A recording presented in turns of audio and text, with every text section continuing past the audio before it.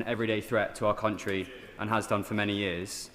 Can I ask the Minister, in light of this, what steps he is taking on behalf of the government to make sure that parliamentarians across this House are much better protected in years to come from the kind of foreign interference that we saw, unfortunately, regularly on the last government's watch?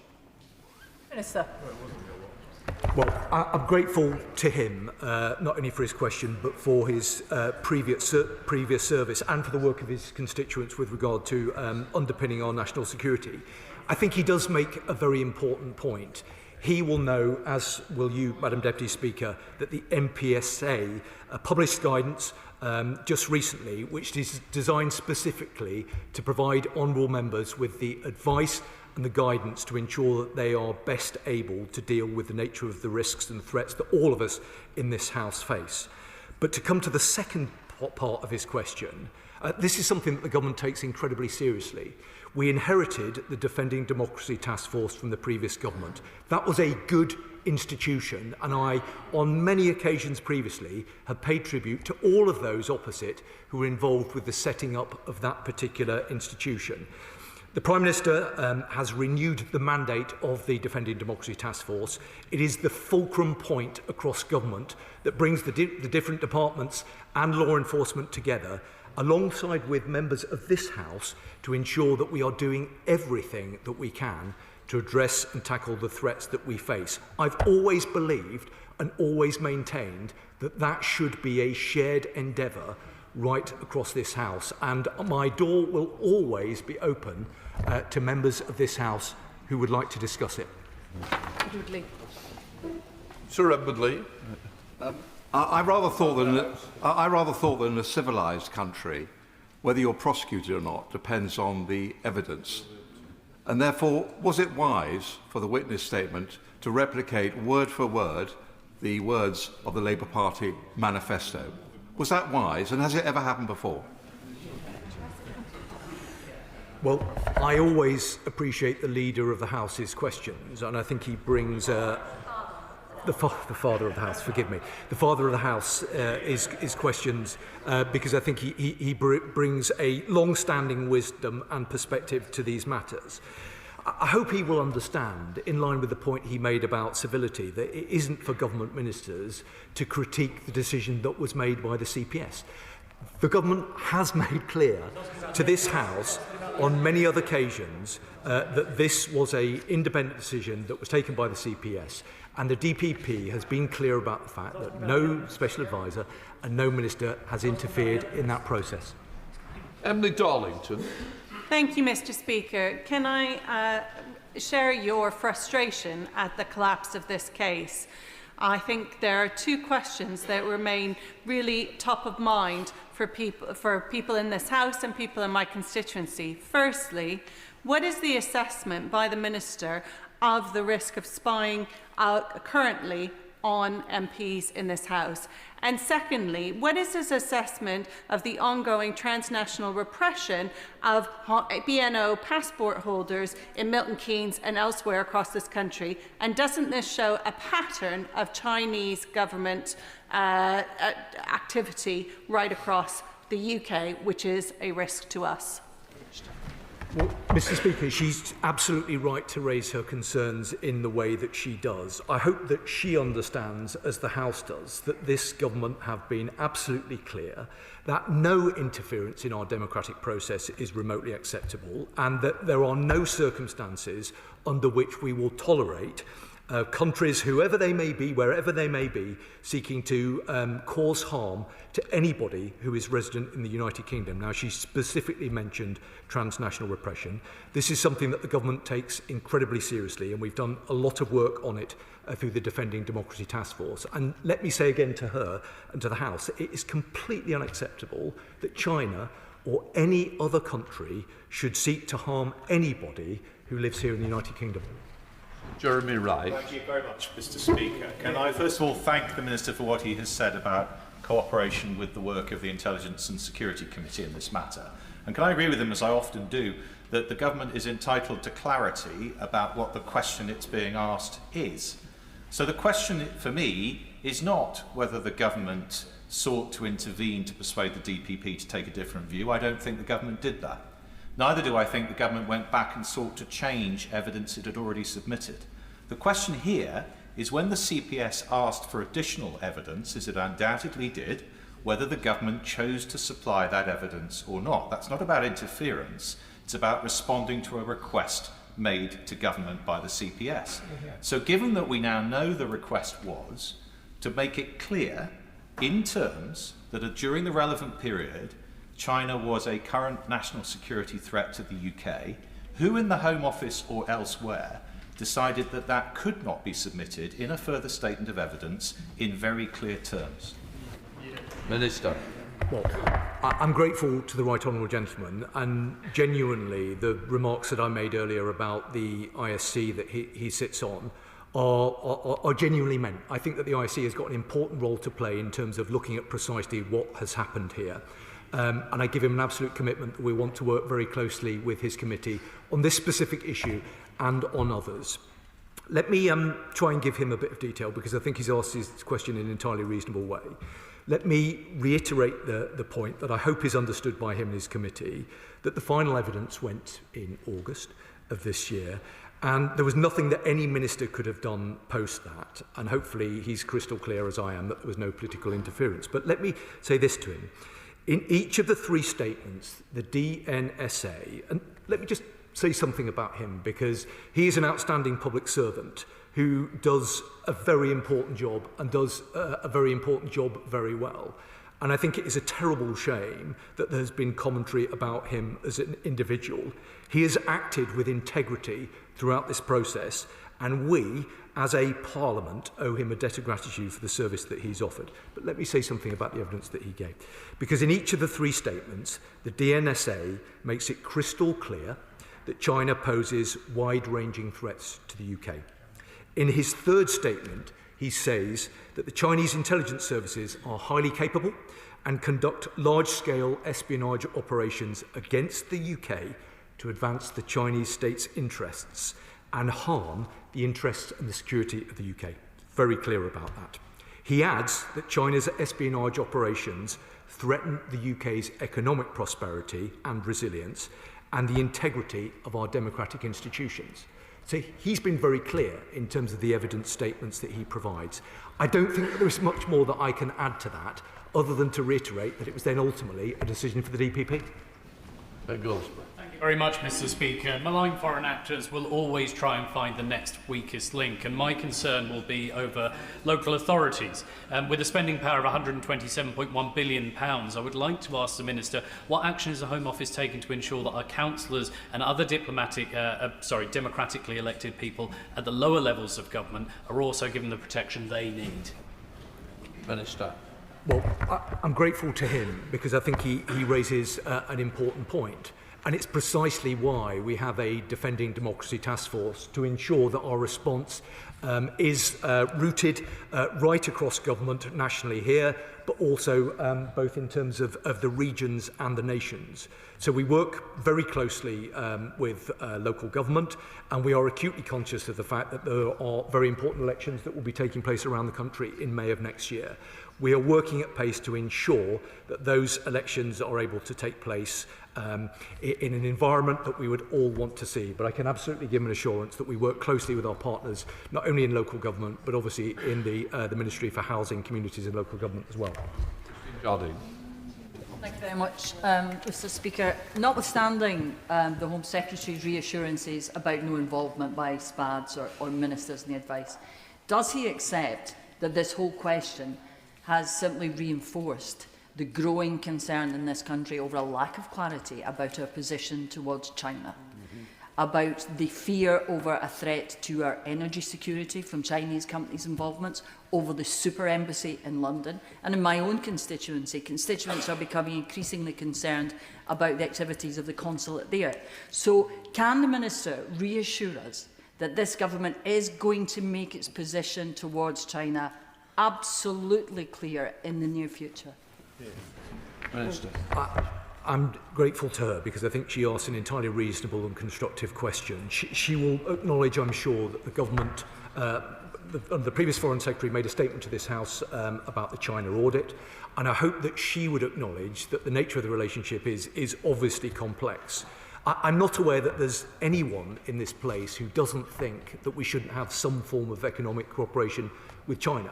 I think it is in our country's national interest to be clear-eyed about the nature of the relationship.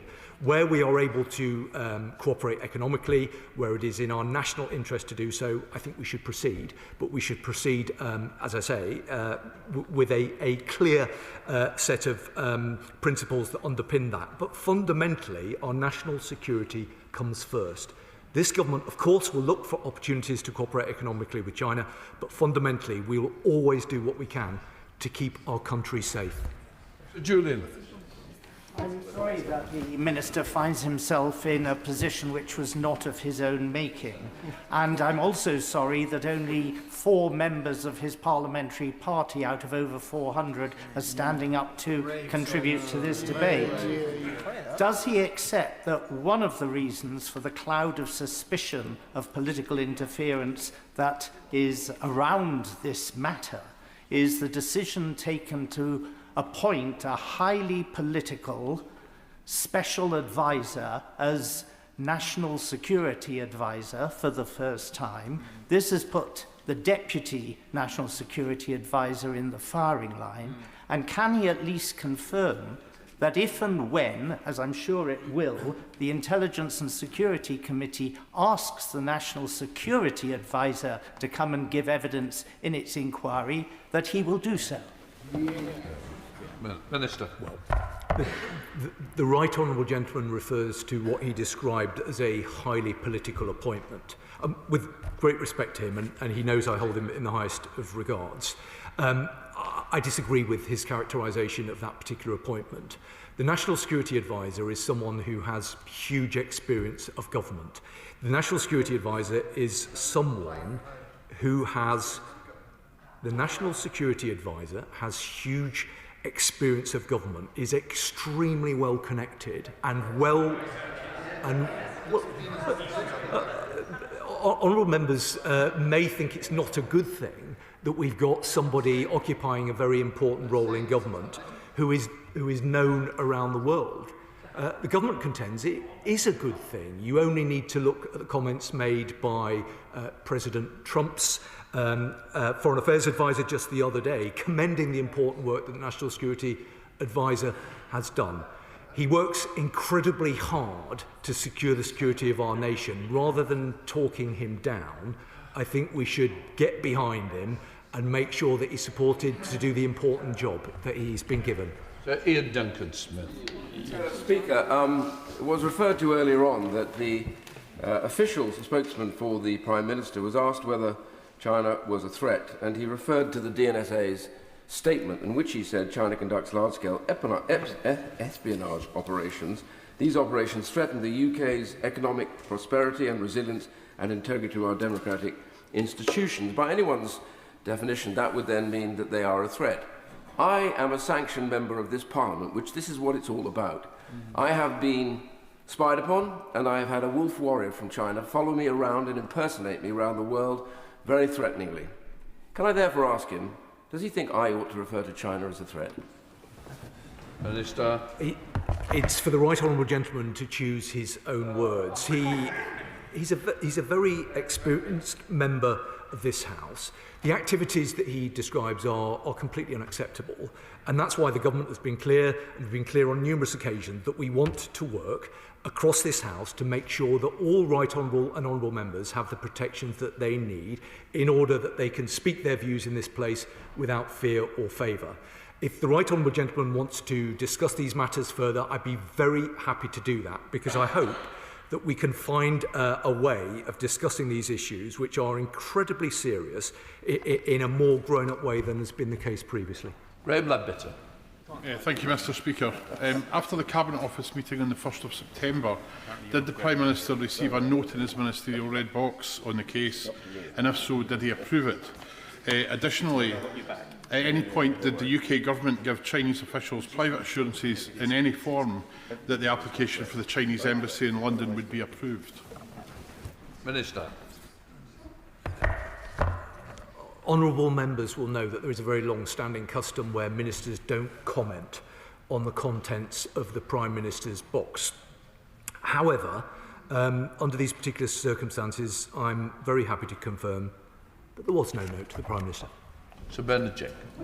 Mr. Speaker, can I first invite the Right Honourable Gentleman to clarify what he said in response to my question last week when I pointed out that the letter to the Select Committee chairs from the Director of Public Prosecutions was very clear that he had asked for a statement that China was a national security threat, and it was not forthcoming. And at that point, the Right Honourable Gentleman shook his head, appearing to dispute that. Will he now accept it was not forthcoming? Was it? And furthermore, when the DPP informally approached the government after the third evidence the third statement of evidence had been supplied to him, to complain that the words national security threat were still not contained in the document, the government consciously chose not to give any further response. Is that correct? And we want to know why. At that point, nobody in the government thought, given all the things that DNSA had said already, they couldn't use the three words national security threat. Minister. I hope that he will understand that I think this is now the third time that I've appeared at the dispatch box to answer questions from members opposite, including from himself. So he'll forgive me if I can't remember the specific detail of the question that he put to me when we were last here. I hope that I've sought to provide some clarity. I gave, in response to his Right Honourable friend just a moment ago, a very detailed account of the three statements from the Deputy National Security Advisor. I think we've been clear, as was the Deputy National Security Advisor, in the statements that were provided, that the fact that China poses a range of threats to the UK is not in doubt. As the government has said before, the question in this case is whether the overall legal threshold for a realistic prospect of conviction had been met on the totality of the evidence that was available to the CPS. And I think it's important that whilst I understand why members will focus on the three individual statements from the witness, the Deputy National Security Advisor, clearly there was other evidence that was available for the CPS to consider as part of this process. I could not have said more times or been more clear about the fact that the decision lies with the DPP. Richard Tice. Thank you, Mr. Speaker. So, last Thursday, the Minister at the dispatch box agreed with me that China is indeed a national security threat. And the government has consistently said it's disappointed. As the Minister knows, I like to be helpful and constructive at all times. So I asked a KC to advise as to whether or not a private criminal prosecution could be brought under the Official Secrets Act. The advice I have is that the answer is yes, as long as it has the consent of the Attorney General and as long as the government is helpful and constructive by providing evidence and witness statements. So could the Minister confirm, will the Attorney General give such consent and provide appropriate evidence? Minister. Well, I'm grateful to him. For the sake of clarity, it was extremely disappointed, was the phraseology that we have used. Mr. Speaker, we seem to have moved on something from the original question about the Home Office, and he will understand that I am not responsible for the actions of the Attorney General or for the Solicitor General. But I know colleagues in the other place and in government will have heard the question that he has posed, and I'd be very happy to discuss it with him further. Graham Stewart. Thank you, Mr. Speaker. I think the reason we're gathered here today, although I can't see into your mind, sir, is because of the Sunday Times story. That's why the Shadow Home Secretary asked, when did the Home Secretary hear that the case might collapse? That was question one, Mr. Speaker. Aren't we owed an answer in this House to that question? Did she, as the Sunday Times said, did she then make representations as to the evidence being, I quote, as strong as possible? Did she or didn't she? We're here because of that, Mr. Speaker. I assume, I can't know your mind, that's why you agreed to this urgent question. And this Minister, disgracefully at that dispatch box, refuses to answer the question about the role of the Home Office in this spy scandal. Will the Minister now answer? Not with his obfuscation, not with his flannel. Answer the question directly. Well, we're here because of activities that happened under the previous government. That's why we are here. And I repeat the point I made earlier on about a bit of humility, actually, from members opposite. That's why we're here. I gave a response to the Shadow Home Secretary in my earlier response. John Cooper. Thank you, Mr. Speaker. A senior Chinese government official invited Britain to fulfil its obligations and honour its commitments over the so-called super embassy. Can the Minister shed some light on what these obligations and commitments were? And if he's going to say that no such commitments or obligations were offered, can we file that under another threat to this country by the Chinese? Minister. Well, I can say to him that we don't recognise those claims.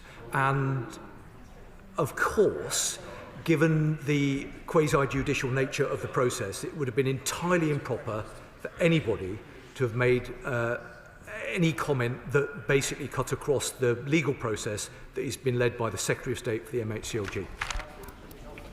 Dr. Luke Evans. Thank you, Mr. Speaker, and I appreciate the Minister's clarity that he keeps talking about. So on that basis, the case collapsed. This is about leadership. He has seen all the evidence in public and all the evidence in private. Was China spying on 2 members of Parliament in this case? Yes or no? Minister. I'm happy to debate issues of leadership with anyone in this House, not least because I've spent all of my professional life trying to keep the country safe. And I will continue to serve in government to make sure that we do everything that we can to stand against the threats that we face. I'd hoped entering into government that is a process that would be a consensual one, that we could work across this House to keep the country safe. That has been the approach of this government. And I'm sad that members opposite don't want to proceed on that basis. Mr. Anderson. Thank you, Mr. Speaker. Does the Minister believe that with the collapse of this case, it has weakened the UK's position on the international stage and we will see more foreign state actors trying to carry out operations of espionage against members of Parliament? Well, that's precisely why we work very closely with our Five Eyes allies. That's precisely why the United Kingdom hosted the 5 countries ministerial in London just a couple of weeks ago. This needs to be a shared endeavour with our allies, with our partners and our neighbours. We have a huge amount in common. We have a huge amount in common with our international allies, particularly within the Five Eyes alliance. And this government will continue to work closely with them to ensure that where there is any country, whether it is China or whoever it might be, who seeks to interfere in our democratic processes or harm those who live in our countries, that we work collectively across those alliances to stand against those threats. I'd like to ask a question to the Minister about another case of foreign interference in our politics. Nathan Gill, former Reform leader in Wales, a constituent of mine, pleaded guilty to accepting bribes from Russia.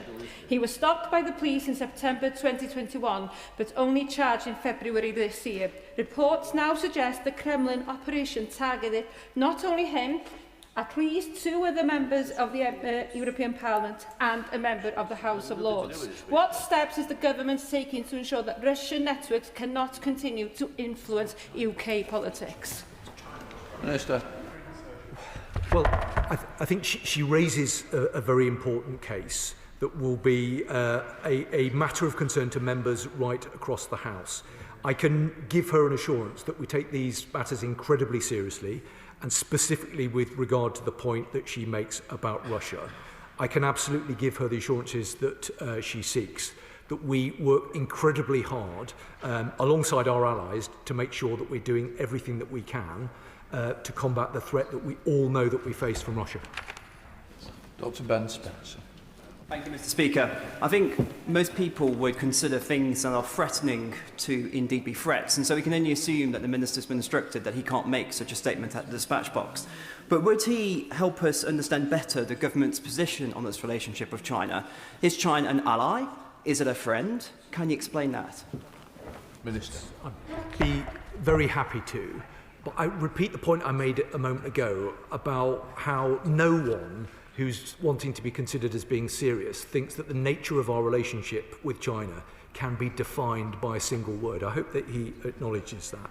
But let me say to him that this government assessed that China poses, and I said this a week ago, China poses a series of threats to UK national security, from cyber attacks, foreign interference and espionage targeting our democratic institutions to the transnational repression of Hong Kongers.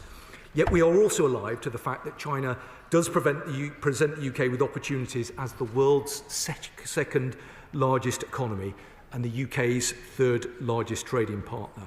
We have to be clear-eyed both about the challenges but also about the opportunities. But the best objective. Thank you, Mr. Speaker.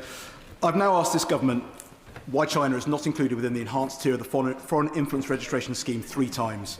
June 9th, that particular report is coming forward in due course. September 15th, no doubt we will have more to say about it in due course. October 13th, any decisions about the enhanced tier will be brought forward in the normal way. It is now panicked about the Chinese embassy decision. It's desperately trying to deflect from attention on the Chagos deal that the National Security Advisor had negotiated on, and it appears to be decriminalising spying for China. What is the government's rationale for not including China within the enhanced tier, and when, given the threat, will it be added? Minister. Well, Mr. Speaker, I'm old enough to remember when members opposite said that we wouldn't introduce the Foreign Influence Registration Scheme by the 1st of July. We worked at pace to introduce the scheme on the 1st of July. He knows the answer, which is that we are looking carefully at whether other countries should be added to the enhanced tier, but that is a decision that we will take in due course and bring it forward in the normal way. Jim Shum. Thank you, Mr. Speaker. Can I thank the Minister? The Minister is striving incredibly hard to try and answer the questions. Some would say that, with respect, we'll leave it at that. The news of suspected spying in Parliament is worrying, Mr. Speaker, and there's no doubt that this poses a huge threat against this country and us as MPs in general. I think, Mr. Speaker, we as MPs owe you a debt of gratitude for the stand that you're taking on behalf of us as MPs to ensure that we're protected, and we thank you for that. What is equally as worrying is that cases such as this one are under no scrutiny by the CPS and no accountability taken. So what assurances can the Minister give to our constituents that government will put pressure on the CPS to prosecute this, and can the Minister understand, please, a level of disappointment and betrayal felt by MPs at the lack of action on this case? Thank you so much. Minister. Well, it's always good to hear from the Honourable Member, and I agree the sentiment that he's expressed. I hope that there is a unity of view across this House, that we can be collectively incredibly concerned about what's happened. I pay tribute to the work that the Speaker has done through the Speaker's Commission, and the Government will want to work very closely with him and look carefully at the findings of his Commission. We need to work across this House to ensure that all of the protections are in place so that members, as I've said previously, can have their say in this place without fear or favour. That's precisely why additional guidance was published just a week or so ago. That is precisely why, just before the House went into recess back in July, I wrote to every single member of this House spelling out what support and what protections are in place, because we take very seriously our responsibilities to safeguard our democracy, but that is the process that we will want to work very closely with the Speaker on. Thank you, Mr. Speaker. The Minister has been asked why further steps were not taken to provide evidence requested in this case, knowing that the case was on the verge of collapsing. He may feel that he's provided clarity, but I'm afraid he absolutely has not. So will he ask the Attorney-General to come to this House and make a statement about what the CPS wanted and why that was not provided by the government? Minister. I'm grateful to him for his question. I mean, with great respect, it was the decision of the opposition to table the urgent question in the way that they did. They could have chosen to table it in the way that the Honourable Member has described. Of course, the Attorney-General and colleagues right across government look very carefully at the circumstances of this particular case. I've spelt out in some detail the information that the government is able to put into the public domain about the 3 witness statements that were published by the Prime Minister last week. I say to him again that the final piece of evidence was sent by the Deputy National Security Advisor in August. There's nothing that any Minister or Special Advisor could have done thereafter. Minister. It seems to me that a key question, which despite 3 sessions on this subject has not been answered, is this. In April 2024, we know that the evidential test for prosecution under the 1911 Official Secrets Act was met. We also know that come September 25, the PPS was saying it wasn't met. So the key question is, what changed? Part of the answer seems to come from the CPS when they said they asked for government information which they didn't get to a satisfactory level. Does that not suggest that there was a failure on government's part which contributed to the collapse of this prosecution? If the government simply said, on the one hand, China is a threat, on the other hand, it is an opportunity, how could you ever in a criminal case put beyond all reasonable doubt the fact that it was a threat? Wasn't that equivocation the source of the problem? Minister. As I've said previously, in each of the three statements, the DNSA makes it crystal clear that China poses wide-ranging threats to the UK. In his third statement of August 24, he says that the Chinese intelligence services are highly capable and conduct large-scale espionage operations against the UK to advance the Chinese state's interests and harm the interests and the security of the UK. I don't think there could have been any greater clarity. Neil Chesterhurst. Thank you very much, Madam Deputy Speaker. The Minister has repeatedly said he is extremely disappointed that this case didn't proceed to trial. That's thin gruel if all the steps necessary to ensure it got to trial were not taken. With that in mind, can the Minister set out whether the report in the Sunday Times over the weekend that the Prime Minister and other ministers were aware of the imminent collapse on the 12th of September is correct? And if that is correct, what steps the Home Secretary took to ensure the CPS had the evidence they needed? Minister. I hope that he understands that the point about the government being extremely disappointed is absolutely genuine. I could not have been clearer from day one that the government is extremely disappointed that we won't be proceeding with this trial. But it isn't for government ministers to opine on a decision that was taken independently of government. The final evidence went in August, and I can give him an assurance that there's nothing that any minister, the Prime Minister, any minister could have done thereafter. That's the question. Harriet Cross. Thank you, Deputy Speaker. The Minister has been asked by numerous people, not least the Shadow Home Secretary, my right honourable friend for Beverley and Holderness, when the Home Secretary knew that this case was going to collapse. We have not been given an answer. He's also been asked by numerous people, did the Home Secretary make representations? Again, we have not been given an answer. These should be relatively straightforward questions with straightforward answers. So can the Minister please now answer these questions or give a reason as to why he can't? I have done my very best to provide the clarity that honourable members are asking for. But there is, of course, still an unanswered question about the position of the previous government. The Prime Minister put that point to the Leader of the Opposition last week. There are a number of former government ministers here. Perhaps they could tell us the answer. Gregory Stafford. Thank you, Madam Deputy Speaker, and I'm going to give the Minister a fifth chance to answer. Did the Home Secretary make representations when she discovered that the case was about to collapse? Yes or no? Minister. I've given the House the response. Have we calmed down? Marvellous. Robin Swan. Thank you very much, Madam Deputy Speaker. Chinese officials recently briefed the Stormont's Finance Minister on the status of a local company in his constituency owned by the Chinese state. Information on the briefing released under the Freedom of Information by the Department of Finance actually withheld details, citing Freedom of Information laws which, by protecting confidential information obtained from a foreign state. So in the current climate and in the interest of openness and transparency, would the Minister agree that it would be best to actually release all the details of that meeting rather than hiding under FOI laws? Well, I'm grateful to him. He's asked quite a technical question. I'm not entirely clear which meeting that he's referred to, but I'm very happy to write to him with the details. That ends the urgent question. The point of order come after the UQs and after the statement. Can it wait? Thank you. Thank you. Can it wait? Okay. So we can allow the front bench a few moments to shuffle over.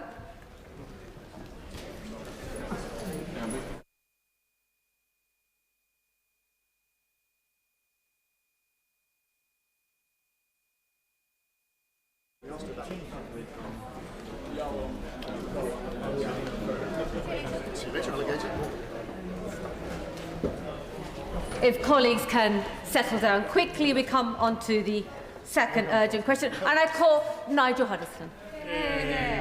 Thank you, Madam Deputy Speaker. To ask the Secretary of State for Culture, Media and Sport if she will make a statement on the decision to ban Maccabi Tel Aviv FC fans from attending their fixture against Aston Villa. Secretary of State. Thank you, Madam Deputy Speaker. Last week, Aston Villa released a statement that away fans would not be permitted to attend their game against Maccabi Tel Aviv on the 6th of November. This decision was taken by Birmingham City Council on the advice of the Safety Advisory Group and based on a risk assessment by West Midlands Police. The risk assessment considered a range of factors such as the risk of protest, the threat of wider disorder, previous fixtures with Maccabi Tel Aviv fans and the impact on the wider community.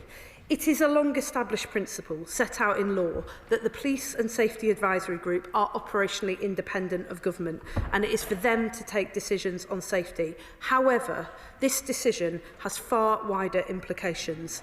In any situation, there is a risk that must be assessed, but in this case, the risk this event presents is in no small part down to the risk inherent in where the away fans come from and who they are.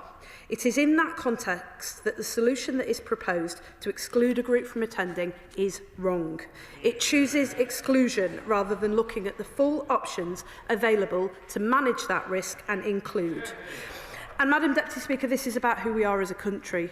A lot of the public discussion around this game has focused on events in the Middle East. Let me be clear. It is perfectly legitimate to hold and express strong views about what is happening in Israel and Gaza. People are free in this country to protest peacefully. They are free to lobby government and event organisers about which countries can participate in tournaments. And they are free to choose not to attend events or purchase products that they find unacceptable. But they are not entitled to dictate who can participate in competitions, attend a football match or walk the streets for fear of threats or reprisals. Whatever your view on the events overseas, this is a fundamental principle that this government will fiercely defend. And let me be clear, this decision was not made in a vacuum. It's set against the backdrop of rising anti-Semitism here and across the world and an attack on a synagogue in Manchester in which 2 innocent men were killed. It has a real-world impact on a community who already feel excluded and afraid. It is therefore completely legitimate to support the independence of the police to conduct that risk assessment and to question the conclusion that follows when it excludes the people at the heart of that risk. Following the decision last week, the Government has been working with West Midlands Police and Birmingham City Council to support them to consider all the options available and to tell us what resources are needed to manage the risks to ensure fans from both teams can attend safely. If the assessment is revised, the Safety Advisory Group will meet again to discuss options. In the last few days, I've spoken to Jewish community groups, sporting organisations, fan groups and Aston Villa Football Club to ensure we have the fullest picture possible. The Home Secretary and the Community Secretary have had extensive discussions with the police, local government and others. Ultimately, the law is clear that responsibility for this decision lies with local agencies. It is not for the government to assess the risks surrounding this football match, but we are clear that resources will not be the determining factor in whether Maccabi Tel Aviv fans can be admitted, and that this fundamental principle that nobody in our country will be excluded from participating in public life because of who they are must be upheld. Nigel Huddleston. Thank you, Madam Deputy Speaker, and I thank the Right Honourable Lady for those comments, because I'm sure most of us in this House will believe that the decision to ban Maccabi Tel Aviv fans from the upcoming Europa League game against Villa is the wrong one. It's also embarrassing and a disgrace. Have we really reached the point where we cannot welcome visitors from overseas to our second city because we cannot guarantee their safety on British streets, in British football grounds? This is not how modern Britain should present itself to the world. And some, astoundingly including some in this House, have claimed that the ban on Israeli fans is for their own safety. Safety that has been put at risk precisely because of the anger and hatred being whipped up by some of those very same people demanding a ban. equating football fans with terrorists, for example. We cannot give in to this kind of rhetoric, and I hope the Minister will join me in condemning it. Football and all sport has incredible potential to bring people together. It should not be used as a deliberate tool to divide. The UK has a great and hard-won reputation for hosting major international sporting events. Banning an entire fan base sends the wrong signal and may jeopardise our ability to host such events in the future. And how disappointing is this decision to the residents of Birmingham, who only 3 years ago welcomed people from around the world to the Commonwealth Games, which showcased Birmingham and the West Midlands at its diverse, vibrant and hospitable best. We therefore call on the government to intervene and get this ban reversed. But Aston Villa and the Safety Advisory Group may only be able to do so with guarantees of additional support from the government. So can the Minister confirm what additional resources may be provided and who will pay for these additional resources? Can she confirm when the Home Office and DCMS were first made aware of the intent of the Safety Advisory Group to make this obviously controversial decision? And is she confident that they talked to all the right people before making the decision? And if the decision is reversed, what practical steps will be taken to ensure the safety of all fans and residents? And while many football teams have some undesirable supporters intent on causing trouble, let's recognise the vast majority of fans want nothing more than to enjoy a good game of football. And if we are to truly wrap our arms around the Jewish community, as the Prime Minister promised following the attack on the synagogue in Manchester, does the Minister agree we need to take action and not just spout warm words? Finally, is the Minister confident that this incident will not jeopardise our ability to host major international sporting events in the future? Thank you. Well, first of all, can I thank him for bringing this urgent question to the House? I know it's of concern to so many parliamentarians and so many people outside of this place. And can I thank him for the tone that he's adopted? I've watched with dismay as there have been people in this debate who've sought to use this moment to heighten tensions. And I want to commend him for the way that he's conducted himself and his part in this. He asked a particularly important question about who will pay. Across government, we are united. The Home Secretary, myself, the Chancellor, the Prime Minister and the Community Secretary are united in saying that we will find the resources that need to be made available once the West Midlands Police has come forward with the risk assessment, and will work with as one government to make sure that those resources are forthcoming because of the important principle, fundamental principle that is at stake about what sort of country we are. He asked if I was confident that the decision was made based on the right information. I've seen a lot of facts flying around that don't seem to have any evidential basis, particularly on social media in recent days. We're working with our international partners to make sure that West Midlands Police have the fullest range of information on which to base an assessment. He mentioned also the impact that this is having on the Jewish community. I absolutely feel and understand that, and I've had numerous conversations with members of the Jewish community over the last few days. We have experience of policing events in this country, vast experience of policing events in difficult circumstances, and he's right to say that there are a minority of supporters in every club, and in this club in particular, whose behaviour is reprehensible. But that is not the case for all fans, and what is astonishing in this case is that it is unprecedented in modern times that all away fans have been banned because of the behaviour of a small minority. So we're working with the police to try and support them to be able to look at that in the round. He's right to say that we need action, not just warm words. I am particularly concerned, having met with Jewish fans, about the way that some of the events in the Middle East are not just having an impact on national competitions, but are also having an impact on grassroots sport as well. And it's something that I've committed to working with them on, to make sure that young people in this country can turn up to local grassroots events and not feel anxious about participating or not being able to participate because of who they are. And finally, Madam Deputy Speaker, he asked if we he asked about the signal that this sends to others around the world. That is not lost on us. We are a tolerant, diverse nation, and Birmingham, as one of our great cities, is a great example of that. That is what we're fighting to uphold and defend. That's the Britain that we believe in, and the message from this government is that this government will always defend that country. We are a better country than some of the comments that have been made and the actions that have been taken in the last week, and we're determined to uphold that. Graham Stringer. Thank you, Madam Deputy Speaker. My right honourable friend will know from her discussions with the Jewish community that will be similar to the discussions I've had following the dreadful murders at the Heaton Park synagogue just over a fortnight ago, that what the Jewish community want is to be ensured by the government and local authorities and other security forces that they can live and walk about in this country in complete safety. It would be whatever the risk assessment in Birmingham was, it would be a disgrace and a shame if this country could not guarantee the security of a group of Jewish fans coming from Israel walking down our streets. Can she give that assurance to the House this afternoon?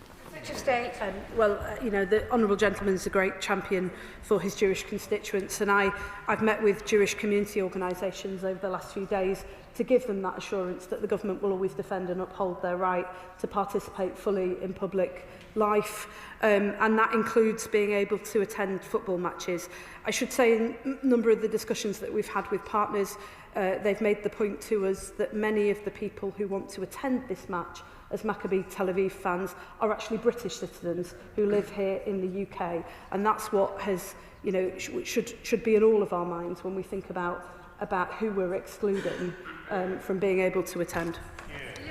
Spokesperson Anne Sabine. Deputy Speaker, the decision to ban Maccabi Tel Aviv fans from attending their team's Europa League match because West Midlands Police couldn't keep the fans safe is a serious mistake and sets a dangerous precedent. We appreciate the difficulty in ensuring the safety of fans and local communities, but the Lib Dems believe this decision must be reversed and the government should work alongside local authorities and the police to make sure the match goes ahead with both sets of fans. The situation at Maccabi Tel Aviv's match in Israel this weekend reminds us of the importance of ensuring our police forces have the resources and support they need to keep major events safe. The UK has made significant progress in tackling football hooliganism, but the police must always be prepared for small numbers of fans who seek to cause trouble. So I asked the Minister, will she recommend bubble-like security restrictions to boost security checks and police presence around the stadium to ensure everyone's served and protected? Finally, the Home Secretary stated she didn't know about fans being banned until the night before it was announced. However, she was apparently aware as early as last week that a decision was being made. Can the Minister clarify when the Home Secretary was made aware of the potential ban, and if she knew last week, why didn't she intervene earlier?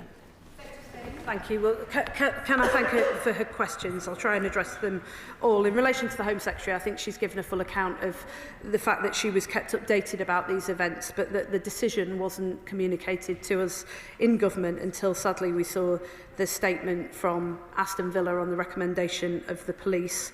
I want to be really clear that the police have a role here that is operationally independent of government, that they have every right and responsibility to carry out, which is to assess the risk. I have no basis to believe that the police did anything other than act in good faith in trying to make that assessment.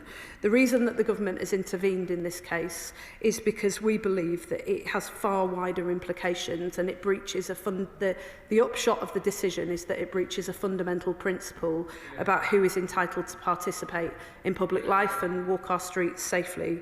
And because of that, we have been forthcoming with all of the support and resource that West Midlands Police may need in order to ensure this game can go ahead in the manner that she suggests. Lawrence Turner. Thank you very much, Madam Deputy Speaker. The people charged with the protection of public safety carry a heavy burden, and not all the information that they consider has yet been laid out in the public domain. However, I have deep concerns about the principle of block banning of entire groups of opposition fans, some of whom, let us not forget, may be UK residents or nationals themselves, and also some of the descriptions of Birmingham in parts of the press and other areas of our political life which are not a true account of our city. Does the Secretary of State agree that Birmingham remains overwhelmingly a diverse and welcoming place? And will she join me in commending the calm leadership that the Council Leader, John Cotton, has brought to bear by calling for a review? Thank you. I mean, we've worked, my honourable friend, the Community Secretary, has worked very closely with Birmingham City Council, and I would like to echo his comments about the leader and commend them for the constructive way in which they've worked with us and the police and other local agencies in order to deal with this. And I would also add to that we have worked very constructively with West Midlands Police as well, with Aston Villa Football Club, and with a whole host of agencies in order to try and resolve this situation. He's right to say that it is unprecedented in recent times that an entire group of away supporters have been entirely banned from a game, and it's something that we in this country do not make a habit of. We've become very skilled at policing football matches, even where there's considerable risk involved, in a way that includes everyone. And can I finally just say that those who seek to divide and exclude people in Birmingham should consider the signal that it sends to the rest of the world about one of our great and vibrant cities. Dame Caroline Dinage. Thank you very much, Madam Deputy Speaker. On Friday, the club's chief executive raised concerns about what this ban on fans was actually signalling, and the Secretary of State will be aware this is not the first time we've heard about Jewish people not feeling safe at either cultural or sporting events, whether that was the scenes at Glastonbury this year or the boycotts and protests and cancellations of Jewish performers at venues around the country. I'm really grateful for the Secretary of State's commitment today, but can she set out a bit more specifically what she is doing to ensure that Jewish people feel safe and welcome to participate in cultural life in the UK? Earlier this year, I hosted a round table with Lord Mann and the Board of Deputies to discuss the role of Jewish people in the widest range of public life, particularly in relation to arts, film, TV, broadcasting and media. She is absolutely right to say that this specific case is not occurring in a vacuum, and we are working on a strategy to make sure that Jewish people are included and that their contribution to British public life is recognised and celebrated. Barker. Thank you, Madam Deputy Speaker. I'd like to precursor my comments by saying everybody in this place was horrified by the attack on the synagogue in Heaton Park, and my comments today are purely based on safety, because a year before the Hillsborough disaster, safety concerns at Sheffield Wednesday Stadium were raised by an official, but the ex-council safety officer was told by bosses in 1988 to keep his nose out of such concerns. Nobody in this place needs to be reminded what happened as a result of ignoring that safety advice. 97 innocent men, women and children lost their lives. We have safety advisory groups for a reason, and it is a slippery slope when safety concerns are ignored, and I believe unprecedented for a government to try to overturn such advice. And I will respectfully disagree with the Secretary of State when she says that bans don't go on, because we have we've had lots of cases, both nationally and internationally, the most recent one being Napoli versus Frankfurt. So can the Secretary of State be explicitly clear? Has she seen the safety advice? If so, does she disagree with the safety advice? And if she does disagree, can she tell the House on what ground she disagrees? Because it is imperative this House is clear, because if you are successful, if the government is successful in having the decision overturned, particularly after the scenes we witnessed last night with the Israeli derby, then people are going to ask questions. Can I thank my honourable friend, and as somebody who represents the some of the Hillsborough families, can I say to her that we as a government, and I as an individual member of that government, take the safety of all fans and the wider community with the utmost seriousness. We would never treat safety as a secondary consideration. But she says that we're trying to overturn the police advice. We're doing absolutely no such thing, and I think I made that completely clear in the statement that I just made. We are working with West Midlands Police and local partners to make sure that we take into account the risks that they have raised in order to ensure that this game can go ahead safely with both sets of fans present. And I would say to her that yes, in the discussions and the consideration that I've given to the risks that West Midlands Police have highlighted, what is completely different about this case is not just that it's the first time since the early 2000s in this country that a decision has been taken to ban entirely away fans from attending a game. It's that the risk assessment is based in no small part on the risk posed to those fans that are attending who support Maccabi Tel Aviv because they are Israeli and because they are Jewish. Now, we should be appalled by that and never allow it to stand. Andrew Mitchell. Thank you, Madam Deputy Speaker. Can I commend the Secretary of State for the tone and the clarity of her statement today, and echo what she said about the police making the decision in good faith. But it is, as she has said, the wrong decision. And secondly, can I echo what she has said about it not being the sort of country we are to make that decision. It's not the sort of city Birmingham is either, where there are outstandingly good community relations. And that is largely because of the excellent work that is done by the faith communities across the city. Can I echo those comments and also take this moment to pay tribute to those faith organisations. The Community Secretary and I have been really pleased to be able to work with them in anticipation of the threats of significant disorder that have been made by people outside of Birmingham who seek to travel to Birmingham to create strife. Their message is ours as well. They are not welcome there. Gareth Snell. Thank you very much, Madam Deputy Speaker. It was reported over the weekend that in August a legal observer to one of the protests was arrested simply for wearing a Star of David because it was considered to be antagonising. Now, with the decision to ban the Maccabi fans from coming to the UK, there is a genuine cumulative effect on what it means for Jewish people in this country and the effect that it has on those people that are family of Jewish people in this country who watch their friends and family tortured about whether or not they have a role in this country anymore, that we should all be significantly aware of. But I also think, Madam Deputy Speaker, the challenge will be, if this ban is allowed to go ahead, the game after the Maccabi game is with the Swiss-based young boys. Their fans have been involved in 2 riots, including hospitalisations. If their away team is not banned, the question should be, what is different between the Maccabi fans and the young boys fans, and what is it that we want to talk about? I think the honourable gentleman put it better than I could. Ayub Khan. Thank you, Madam Deputy Speaker. As the Member of Parliament for that very area that is set to host this match, and for the community whose public safety many members of this House wish to play fast and loose with, I know the reality on the ground, and I know that there has been a deliberate, disingenuous move by many to make this a matter of banning Jews, to conflate matters of policing with those of religion. Just this morning, I saw a video of Jewish community leaders standing outside the Villa Park saying they too support the banning of this team. I will release that video outside of this chamber. But those who are not welcome in Aston are hooligans that have a long history of violence and vile racism. Chants like F the Arabs, we will rape their daughters, that there are no schools in Gaza because there are no children left in Gaza. It's these hooligans that are not welcome.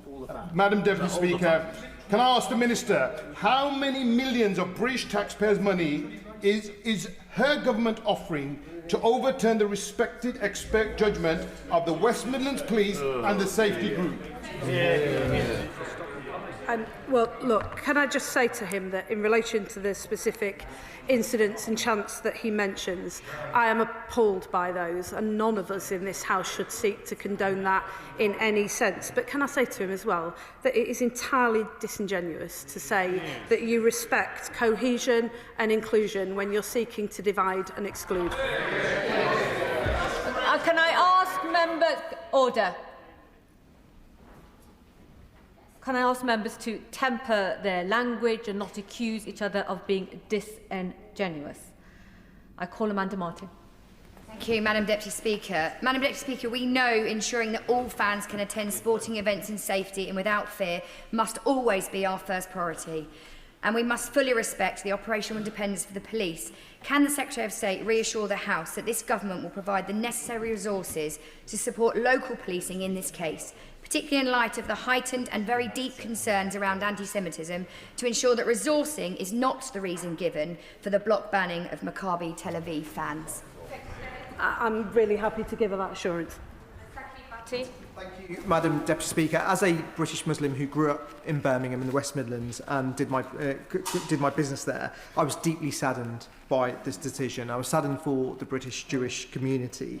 We are a tolerant, diverse nation, a tolerant, diverse region, and this decision was bad for two reasons. It was bad for Birmingham, it was bad for the West Midlands, and it was actually bad for the British Muslim community. Many of them have reached out saying they did not want to be dragged into this, and they feel similar amounts of anger. My worry now is there's a flashpoint that's been created, which is the second problem with this decision, because now there will be those who will want to take advantage of the fact that this is now in the headlines. There will be those who will want to come and cause trouble and drag Birmingham's name and the West Midlands name through the mud.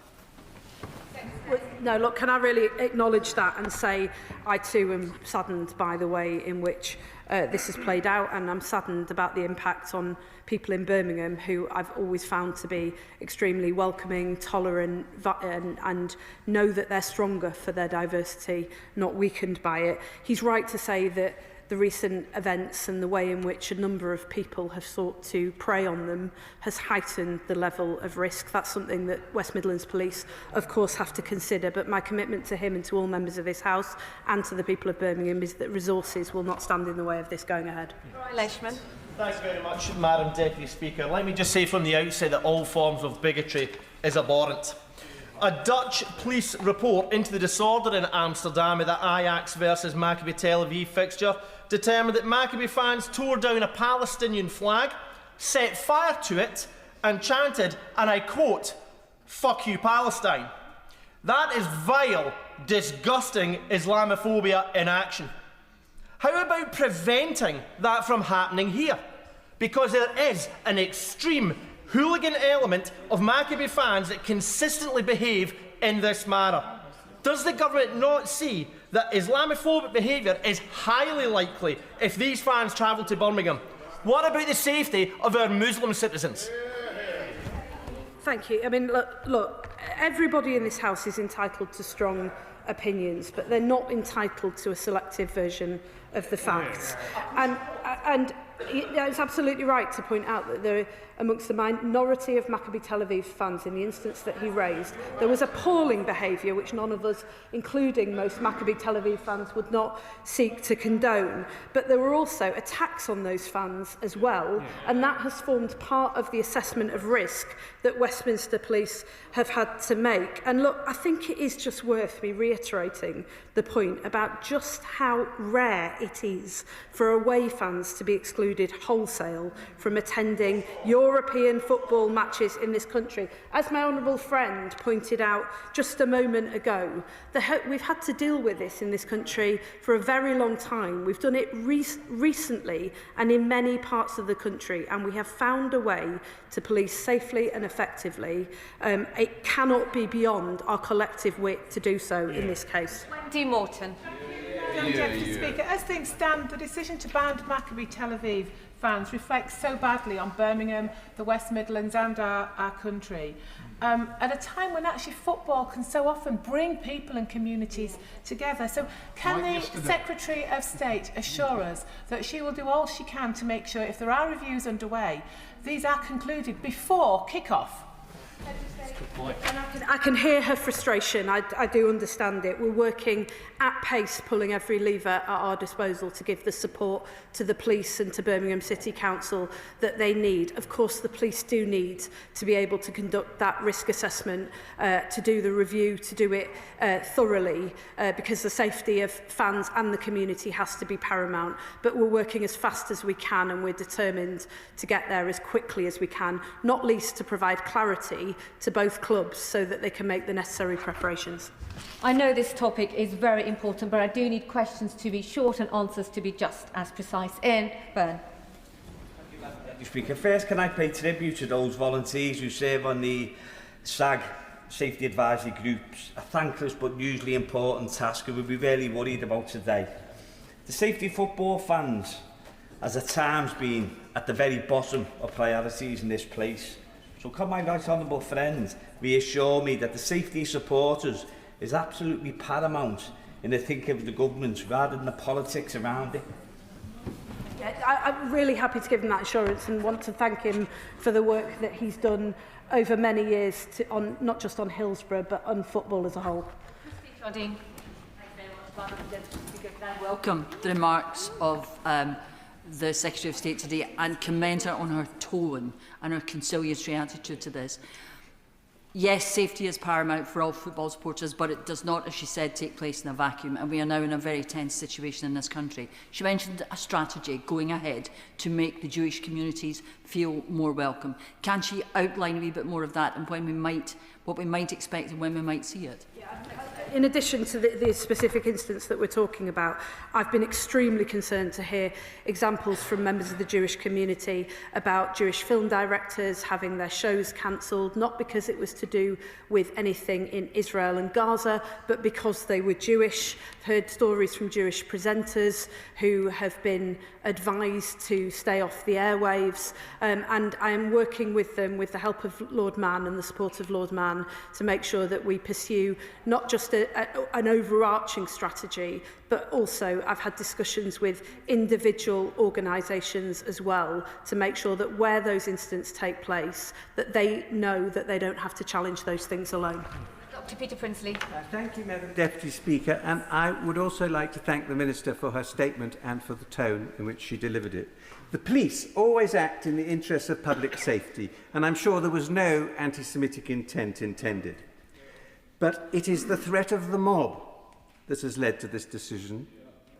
And will the Minister agree that we must never allow the rule of the mob? Completely. Sir Duncan Smith. Madam Deputy Speaker, I commend the Honourable Lady's statement. It covered everything precisely, and I disagree with one or two of those who have come out against her on this. I simply say this, that when they did the partial assessment, of course, everybody centred on Amsterdam, but they had played a game in Istanbul, and there was no trouble at all in that game. And so it's a bit partial to choose one bit of evidence or the other. And I simply say to her, with the rise of anti-Semitism now in the UK, she is making the right decision to protect those people.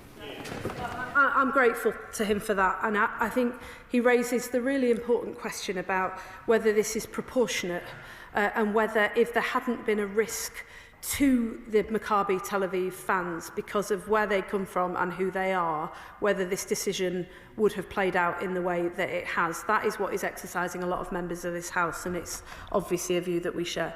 Richard Bergen. Thank you, Madam Deputy Speaker. Isn't it the case that the police acting on intelligence believe Maccabi team fans shouldn't be allowed to attend the match for public safety reasons, and their record of hooliganism will have contributed to that? Bans like this have happened with other teams' fans across Europe. In this case, there's been a dangerous push to again claim that any criticism of Israel is anti-Semitic. Shouldn't the government just admit that on this it's got it badly wrong and let the police do their job without political interference? Because surely the real issue here is the right of local people to be kept safe.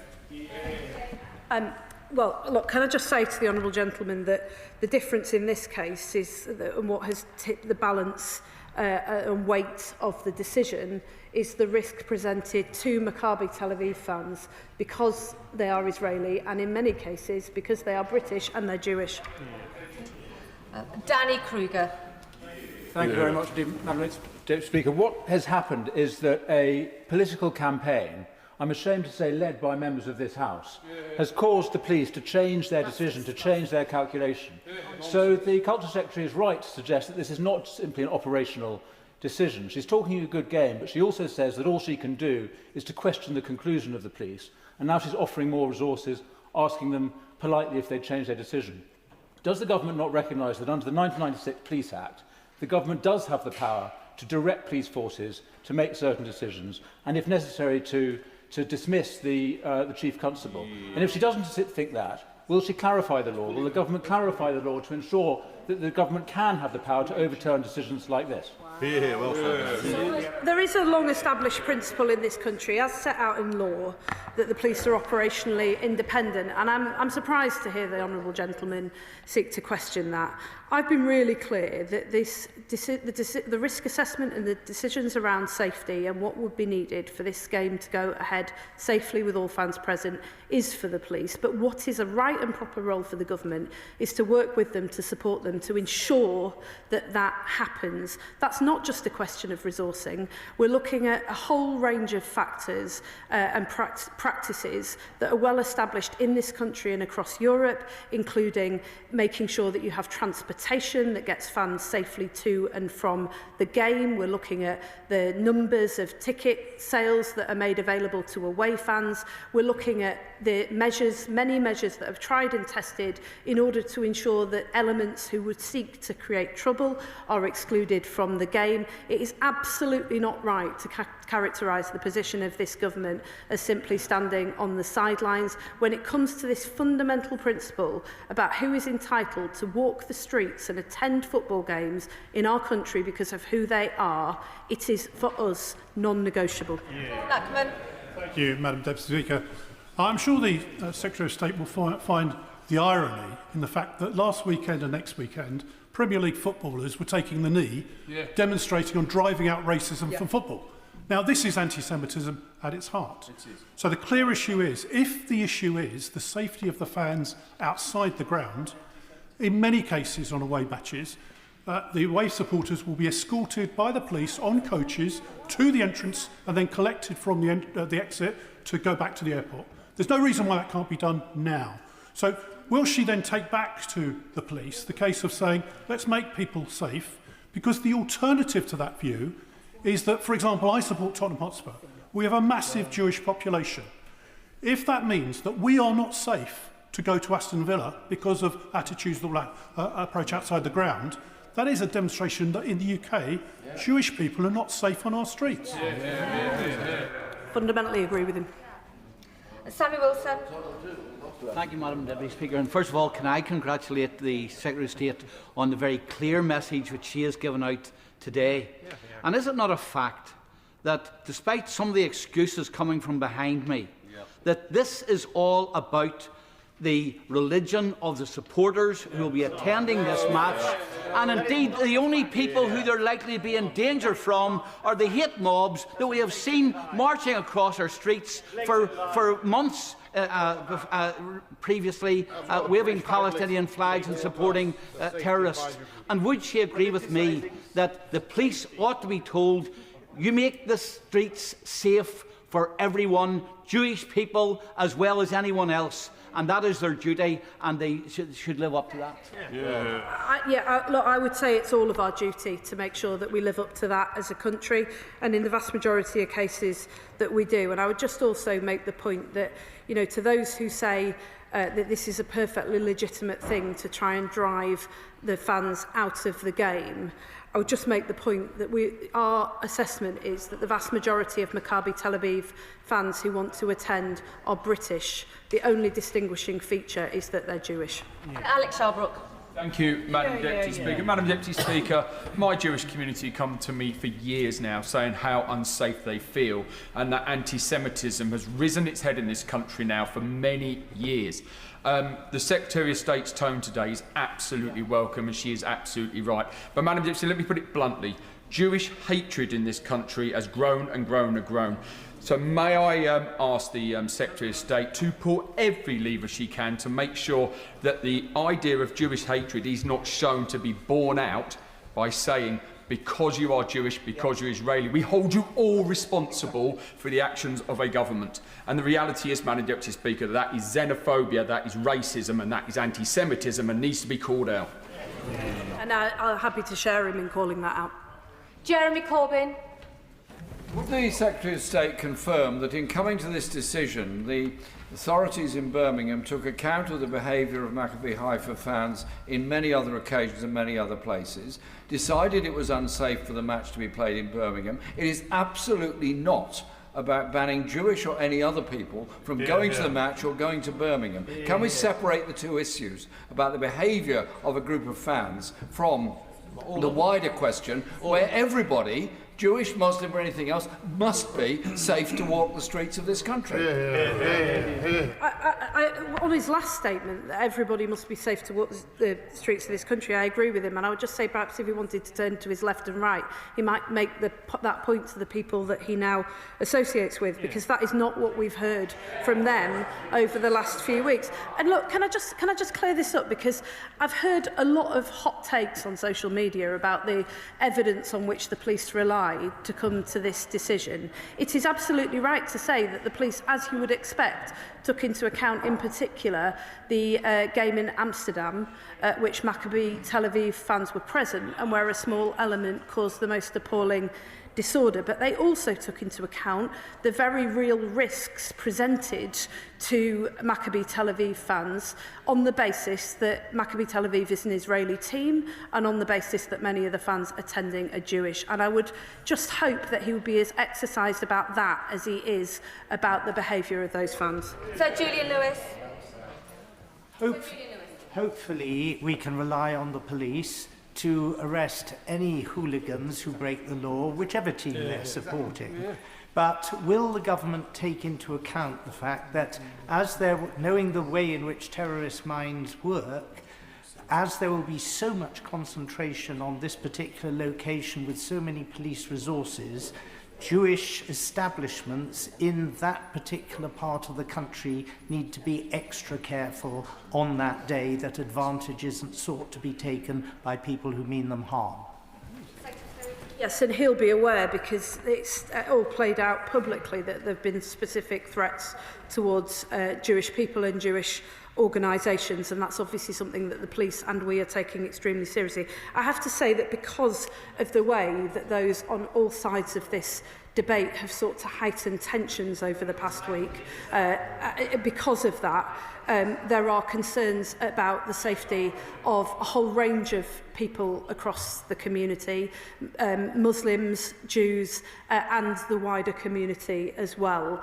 And a number of members have made the point that there is far more work that needs to be done to diffuse these tensions, to take the heat out of this situation, to support everybody in this country, and particularly to be absolutely emphatic, as the Honourable Gentleman made the point about just a moment ago, that the events, that nobody in Britain is responsible for the events that are playing out in the Middle East, and to hold them responsible, whether it's British Muslims or British Jews, is entirely unacceptable. Anderson. Mr. Speaker, last year the Chief Constable of the West Midlands Police Force said he told Muslim elders that he would always police without fear or favour and he would not tolerate any sort of racism. But the banning of Maccabi fans is quite clearly racism. So does the Secretary of State agree with me that if the police chiefs cannot police a football match, they should no longer be in office? I don't think it's helpful to question people's motives. In the work that we've done with the West Midlands Police, I have no hesitation in saying that they have done an assessment of the risks, as is their responsibility. What happens next is not just a question for the West Midlands Police, it's a question for all of us. And the reason that the government has intervened in this case is because the police doing their job to assess the safety and the risks that are posed across the board, the decision that they've come to has wider implications that we believe have led to the wrong decision and cannot stand. But I don't question the motives of the police in this for a moment. I think our job is to work with them and support them to be able to police this match in a way that ensures that people can attend and they can attend safely. Speaker, the message this decision sends is that the police will bow to religious pressure and legitimises anti-Semitism. The Secretary of State makes reference to the game between Ajax and Maccabi Tel Aviv. The vast majority of fans on that evening arrested were Ajax fans. They actually played Chelsea at Stamford Bridge on Wednesday evening, and no one's talked about banning them from attending that game. Article 27.04 of the Europa League regulation states a rescheduled match can be completed if necessary without spectators. The home club must have access to a backup stadium.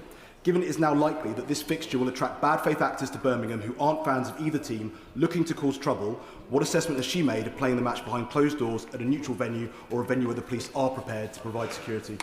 We as a government are not prepared to accept that people cannot attend a football match in Birmingham because of who they are. And there are many, many Aston Villa fans who are looking forward to this fixture. There is no risk posed by them.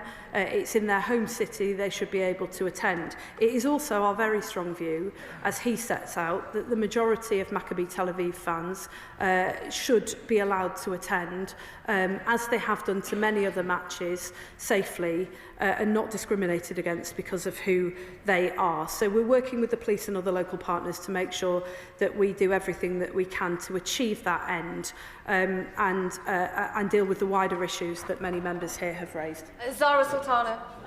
Deputy Speaker, Maccabi Tel Aviv's racist fan hooliganism cannot be separated from Israeli militarism. Many of these fans are active or former soldiers who have taken part in Israel's genocide in Gaza. They should be investigated for war crimes the moment they set foot onto British soil, not welcomed into our stadiums. And let's be clear, this Labour government is no innocent bystander. It has armed Israel's genocide, it has provided diplomatic cover, and it has shamefully denied that genocide is even taking place.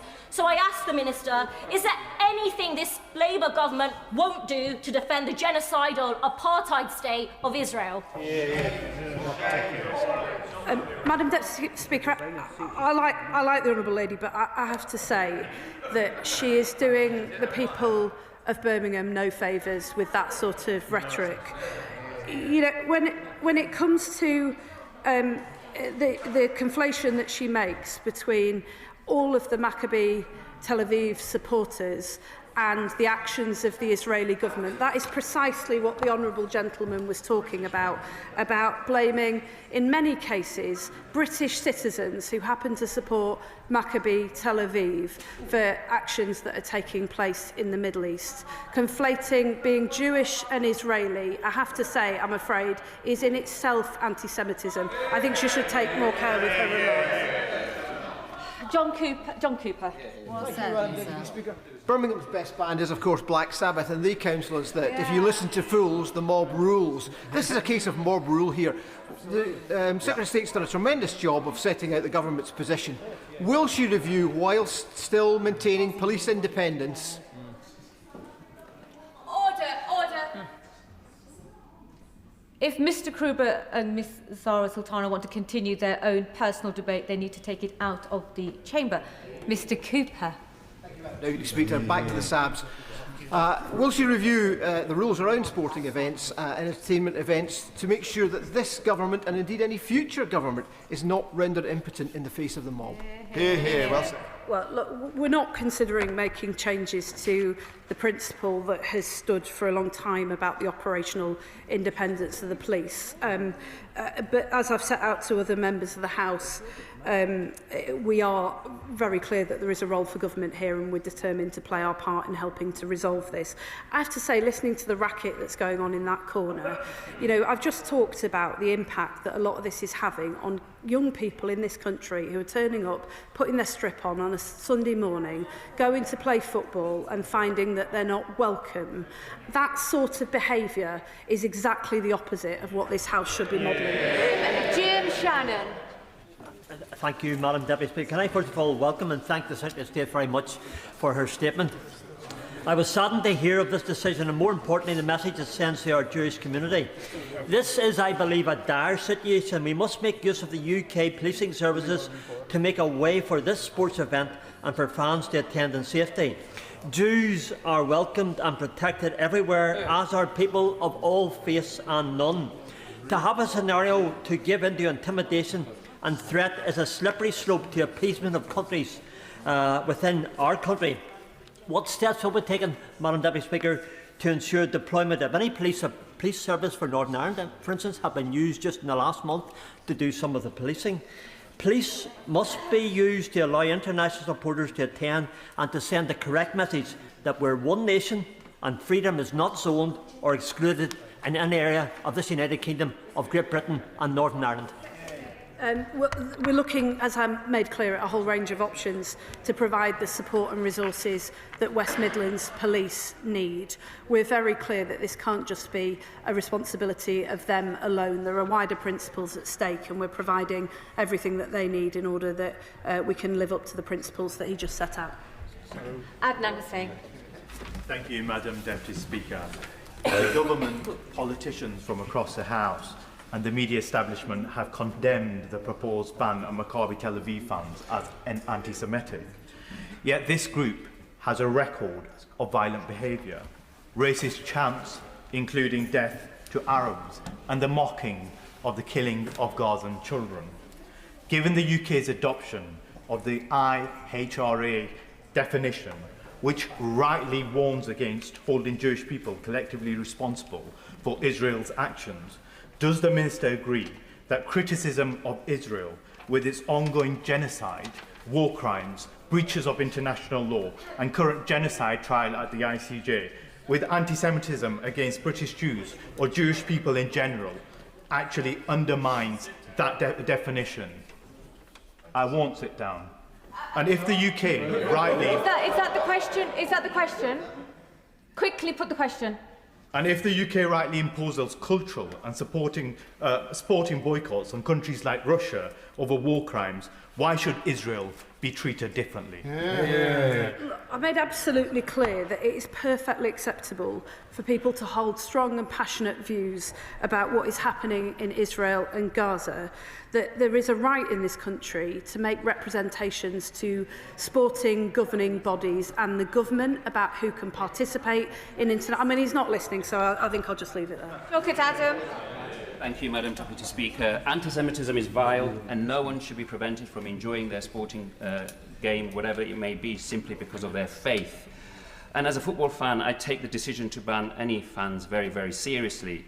But the Prime Minister's decision to interfere with the independence of West Midlands Police and SAG should concern all of us in this House, especially when the same Prime Minister failed to intervene when British aid workers were killed, when they were volunteering for the World Central Kitchen, when he failed to intervene when his own MPs were denied access to Israel and the West Bank, and when he failed to intervene when the IDF boarded flotillas with British citizens and detaining them.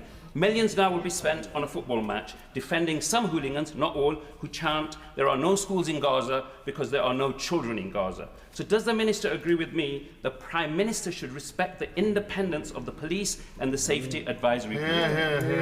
I really do wonder whether, had West Midlands Police made a different decision, whether he would have come to this House to question the decision that had been made. And I suspect, I'm afraid, that the answer is yes. And look, this is part of the problem with this debate, is that, you know, the chants that he talks about, I think, appall absolutely everybody in this House. He characterises the government in a particular way. He fails to make reference to the very many robust actions that we've taken around the Israeli government's actions in Gaza. We have condemned them. We've sanctioned members of the Israeli government. We've restricted arms sales to Israel. And we have been out there on the ground playing the part in peace negotiations and pushing for aid to get in at pace, and still are. But he doesn't reference that because, frankly, sadly, I think he is trying to gain political support for his position. What I would say to him is, honestly, and there's only a few of them that have bothered to listen to any of this debate, but what I would say to them is, if you really do want to resolve this, then work with us in order to make sure that all communities can express their passionate, deeply held views in appropriate and peaceful ways, but that this country can remain an open, tolerant, diverse place where everybody is free to walk the streets and attend football games, regardless of who they are. Final question, Iqbal Mohammed. Thank you, Madam Deputy Speaker. After the conflation of anti-Semitism with the banning of football hooligans who happen to come from Israel, and the abuse that I've received and other people who've received for supporting the ban on safety grounds, I must put on record that I and those people are not anti-Semitic, never have been and never will be. The Prime Minister, if I may, the Prime Minister called the decision to ban the violent Maccabi hooligans by West Midlands Police and Birmingham City Council Safety Advisory Group as anti-Semitism. The leader of Reform said the police gave in to extremist intimidation. The leader of the Liberal Democrats called for the decision to be reversed, saying you don't tackle anti-Semitism by banning its victims. And racist comments from the would-be leader of the Tories said he was wrong that the integration has failed in Birmingham. Madam Deputy Speaker, let me ask this.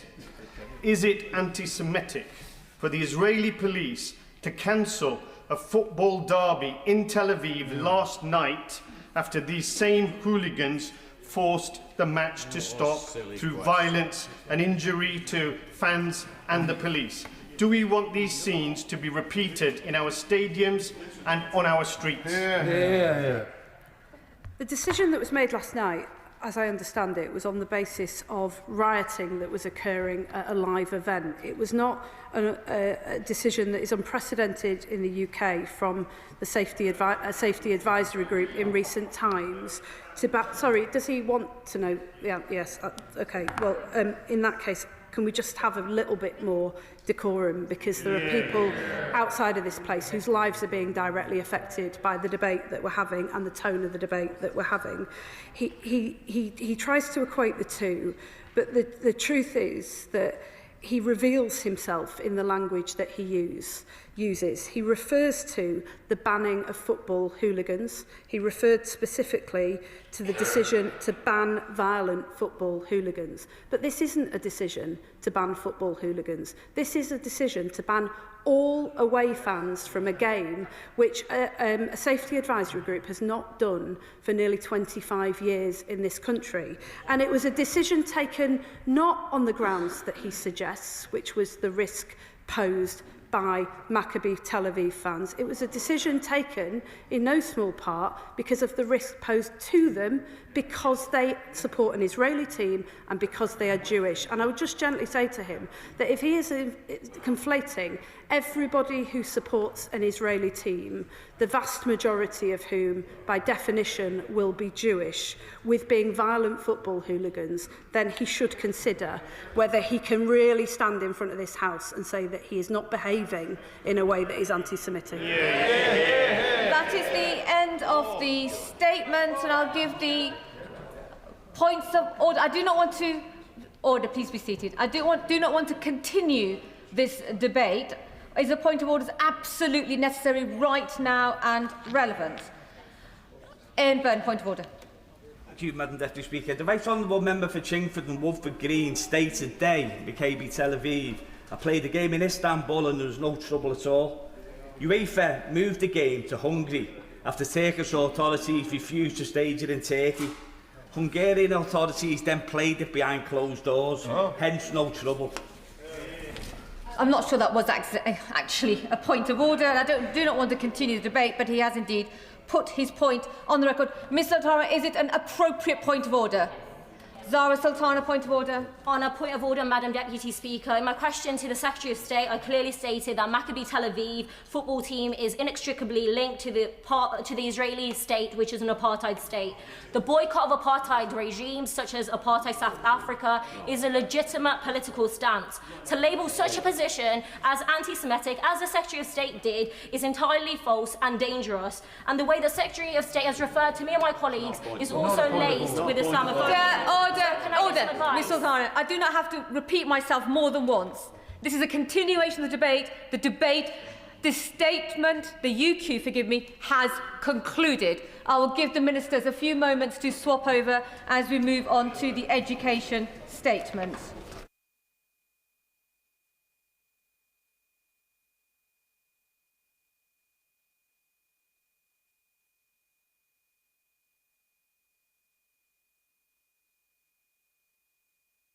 Now have the statement on post-16 education and skills strategy. Minister, Secretary of State. Thank you, Madam Deputy Speaker. With permission, I will now make a statement to update the House on this Government's work to transform further and higher education in this country. And be in no doubt, transformation is what we need, because the world is changing. artificial intelligence, machine learning, green energy, new and exciting technologies. Global forces are reshaping the world of work more and more quickly. They bring fresh and exciting chances for growth and opportunity. But, Madam Deputy Speaker, unless education and training in this country change too, we risk missing those chances. Our young people risk being left behind. And we've seen this before. Under the last government, who thought colleges and technical education were for other people's children, where apprenticeship starts for our young people plummeted. They talked down our universities. They were more interested in headlines for culture wars than Head Starts for students. Madam Deputy Speaker, we will never take that path. I know members on all sides of this House will agree that we have a duty in this country, a duty to our people, to our businesses and to our great history. A duty not just to keep up, but to lead the way. And so that is why today we publish our Post-16 Education and Skills White Paper, to seize the opportunities of this changing world, to deliver growth for our economy and opportunity for our communities, to lead the way. So here is my vision for post-16 education in this country. A skills system that drives growth, more balanced, more responsive, more reflective of the evolving world of work, that adds dynamism, invention and expertise to our economy, but that goes further, that invites working people to be part of that economic strength, to add to and to share in that success. The young person who's just left school, not sure what's next, he deserves a range of quality options to choose the route that's right for him. A great apprenticeship, a top course at his local FE college, or to go off to university. Or the working mother who deserves the opportunity to upskill and to make the most of her talents. For them, that would mean more than a job. It's a career, security, opportunity. And I want to see that opportunity cascade into our communities. Local businesses becoming more productive, taking on more people, paying higher salaries, hustle and bustle returning to our high streets, the skilled workforce we need to build more local homes, empowered NHS staff with the right skills to deliver a transformed service fit for the future, getting this country moving again. That's why the skills system is fundamental to national renewal. And so today's white paper is the turning point. How we go from 250,000 skilled vacancies sitting unfilled to a pipeline of top quality training to fill these jobs and create new ones. From a muddle of confusing pathways to a coherent system meeting the needs of the modern economy. From further education, treated as the poor relation, to our colleges, standing side by side with our world-class universities. But the public will have heard these warm words about skills before, and they'll know that often warm words fizzle out into nothing. No action, no change, but no longer, Madam Deputy Speaker, because our reform of the skills system has already begun. Skills England established, the Growth and Skills Levy reformed, red tape on apprenticeships slashed, technical excellence colleges introduced, university finances stabilised and the youth guarantee rolling out. And today we're going further, guided by our industrial strategy. We'll fill gaps and meet needs. Through our new foundation apprenticeships, or through shorter courses in priority sectors, which from April will be funded through the Growth and Skills Levy. And we're investing to deliver growth. £187 million for our Teach First digital skills and AI learning. £182 million for engineering. £182 million for the Defence Talent Pipeline.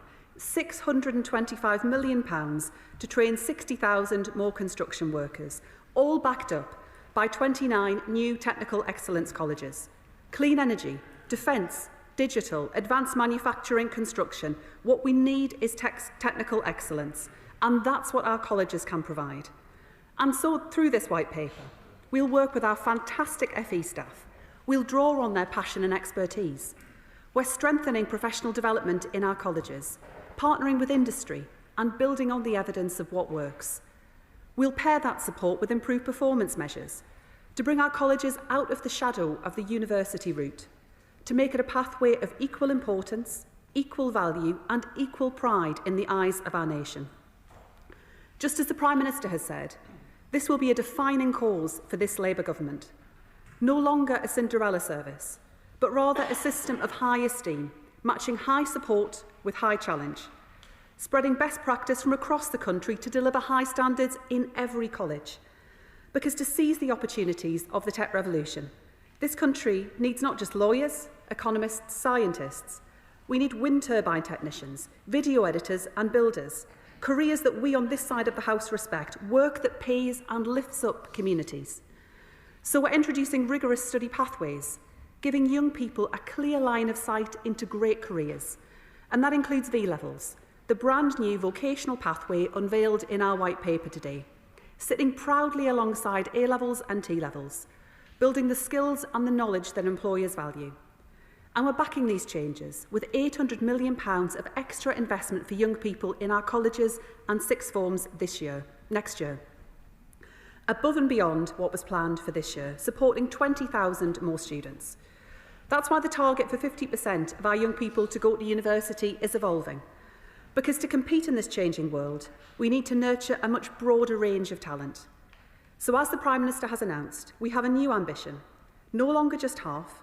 We want 2/3 of our young people to get into high-level learning, be it academic, be it technical, or be it an apprenticeship.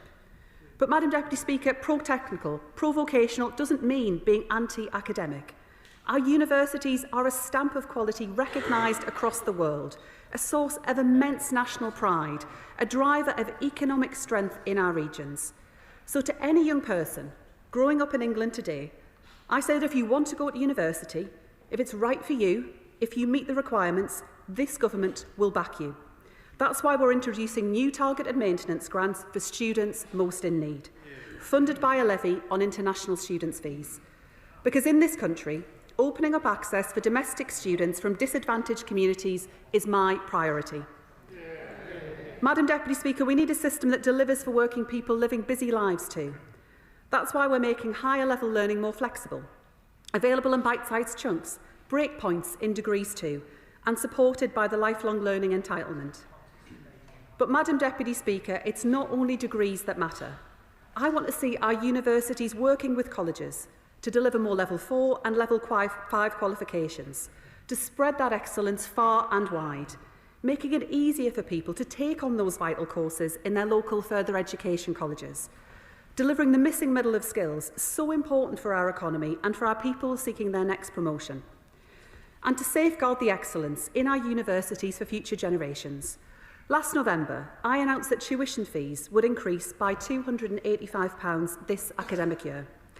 And today I can confirm that we will increase undergraduate tuition fee caps for all higher education providers in line with forecast inflation for the next 2 academic years.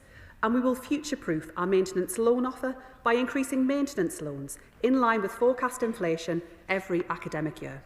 To provide long-term certainty over future funding, we will then legislate, when parliamentary time allows, to increase tuition fee caps automatically in the future, linked to quality. We will not allow institutions who don't take quality seriously to make their students pay more. Charging full fees will be conditional on high-quality teaching, balancing stability for universities with fairness for students and for taxpayers.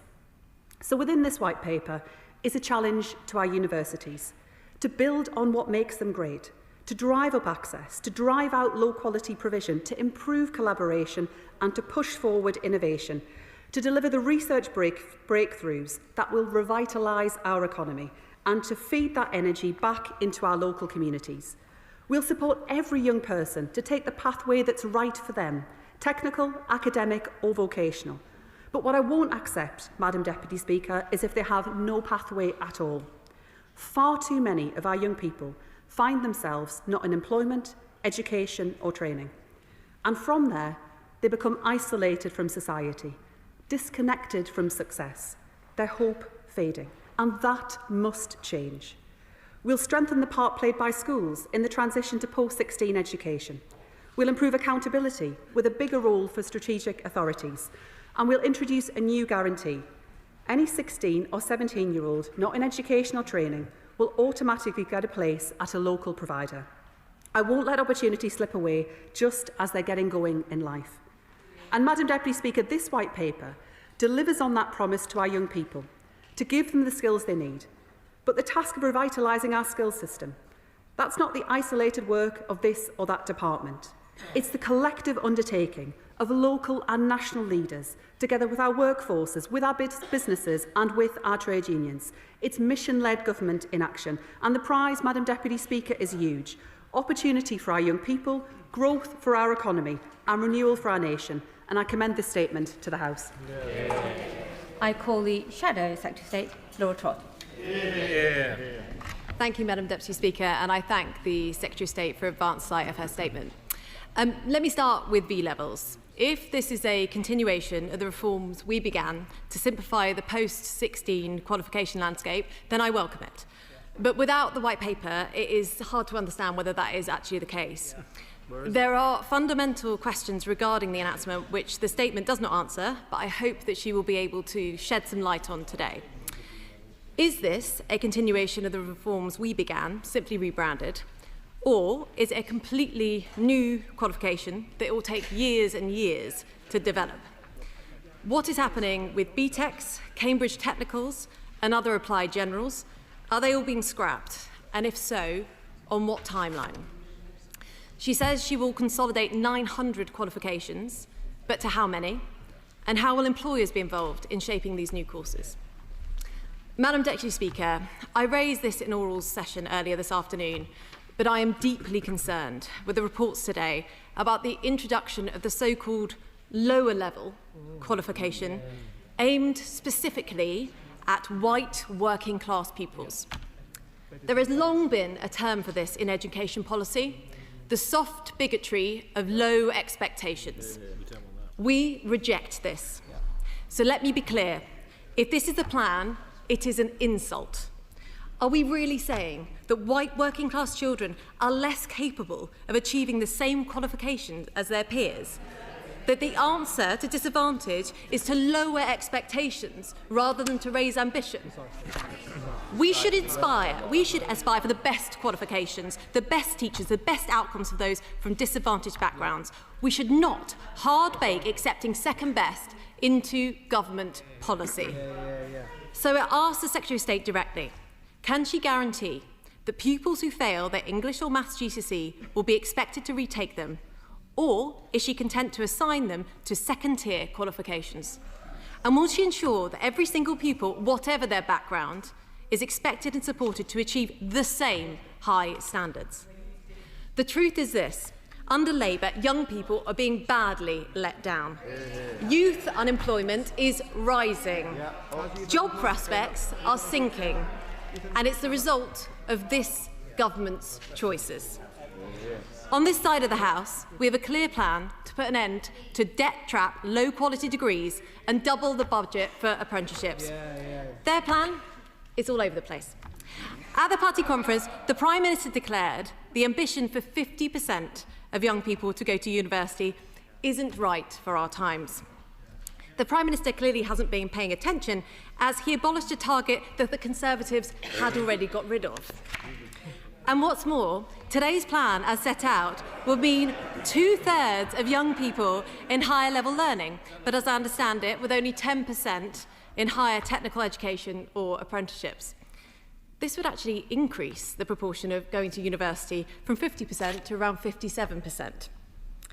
Madam Deputy Speaker, only a Prime Minister like this could abolish a target that doesn't exist, then accidentally announce one that goes further than the non-existent target he just pretended to get rid of. It's also rather rich for the Secretary of State to boast that she's taken decisive action to fix university finances. Madam Deputy Speaker, forgive me if I take that with a pinch of salt. Before the election, she promised graduates will pay less under Labour. Well, it turns out they will pay more, quite a lot more.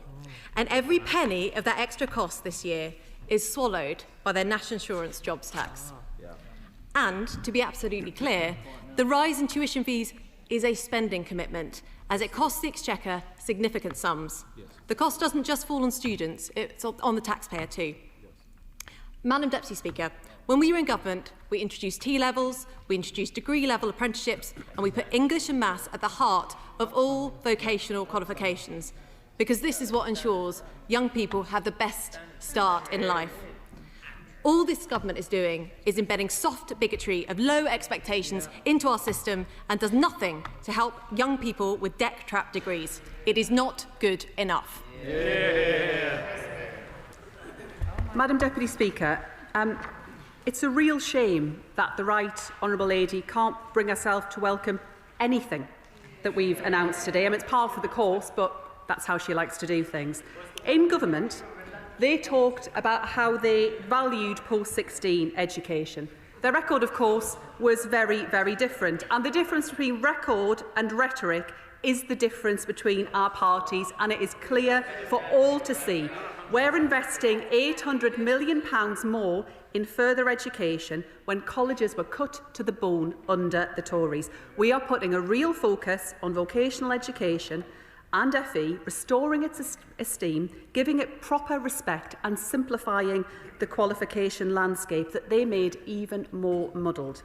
And we are securing the future of our world-renowned universities. I didn't hear whether she accepted or disagreed or welcomed or didn't support what I've set out today around university funding. If she doesn't support it, then I'd like to know how she intends to safeguard our world-leading universities into the future.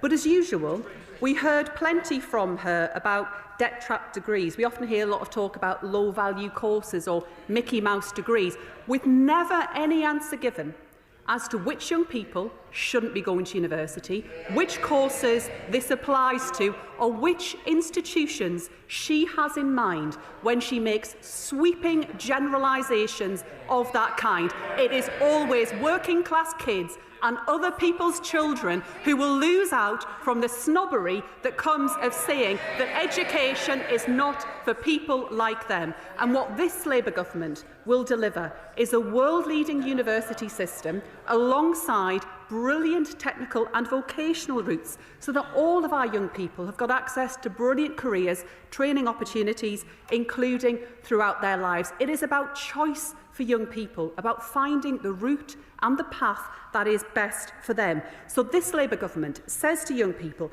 further study is important, it is for you, it matters to us and it should matter to you as well. And that's why we are bringing changes to the qualifications landscape. And to answer the Right Honourable Lady's question, we believe that T-levels were a welcome and important addition to the qualifications landscape, providing high-quality technical qualifications with strong work placements alongside it, sitting alongside well-established A-levels. But what is missing is the rest of that system alongside it. We are making sure that we have good, strong routes through V-levels that young people will be able to combine with A-level study for those young people who aren't quite so clear at the age of 16 whether they want to specialise in one particular area, because as she will know, T-levels, the equivalent of 3 A-levels, require young people at 16 to make a definitive choice about the future of their career. And we want to make sure that there are a range of high-quality options, so those 900 will move towards becoming part of that new V-level system. And we will launch a consultation, Madam Deputy Speaker, on how we deliver that, and we are keen to hear from businesses as a part of it. She asks about GCSEs and English and Maths resits, and she criticises our plans to get more young people through their English and Maths GCSE. But in order to do that, there has to be a stepping stone to making it happen. An endless cycle of unnecessary resits is not the way to support more young people, including those from disadvantaged backgrounds, to get English or Maths GCSEs. She and her party were happy to consign a generation of young people to failure, to endless resits, and to that sense of desperation. We want to make sure they make progress, master the basics, then move on to getting that good, strong GCSE pass. Madam Deputy Speaker, this government will make sure that all of our young people have the opportunities and the chances that they need to get on. They might be determined to ensure that fewer young people have the chance to go on to university. They might want to make sure that our businesses don't have the skills that they need. But this Labour government will make sure that apprenticeship starts are there, good strong FE options alongside our world-leading universities. And that is what this white paper is all about.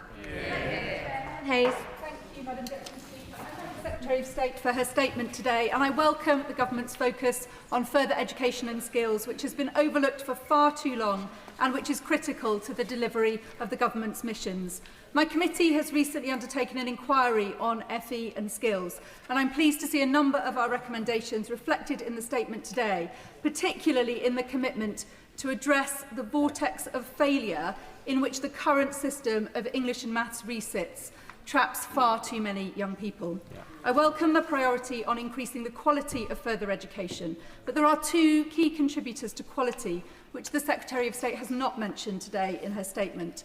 The first is the 15% pay gap between teachers in schools and teachers in FE colleges, which is a barrier to recruitment and retention for colleges.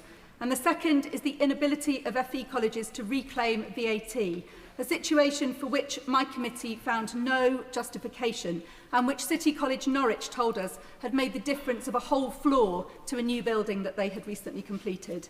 So can I ask the Secretary of State, how does she plan to ensure that the further education sector has not only the policy framework but also the resources needed to improve quality? I'm grateful to the Chair of the Select Committee, and we of course continue to keep all such matters under review. I can be clear with her that we believe that further education colleges are engines of growth and opportunity in our communities, and this white paper is about ensuring a prestigious world-class system where we will also reform initial training and further education, continue to invest in whole career professional development for FE teachers, but will also build ties with industry to make sure that FE teachers have the greatest opportunity to develop their teaching skills and subject expertise to help young people to achieve and thrive. And alongside that, we'll match this support with appropriate challenge so that we continue to raise the bar on standards through the new Ofsted system with the backstop of the FE Commissioner. Spokesperson Anne Solomon. Thank you, Madam Deputy Speaker, and I too thank the Secretary of State for advance sight of her statement. Now,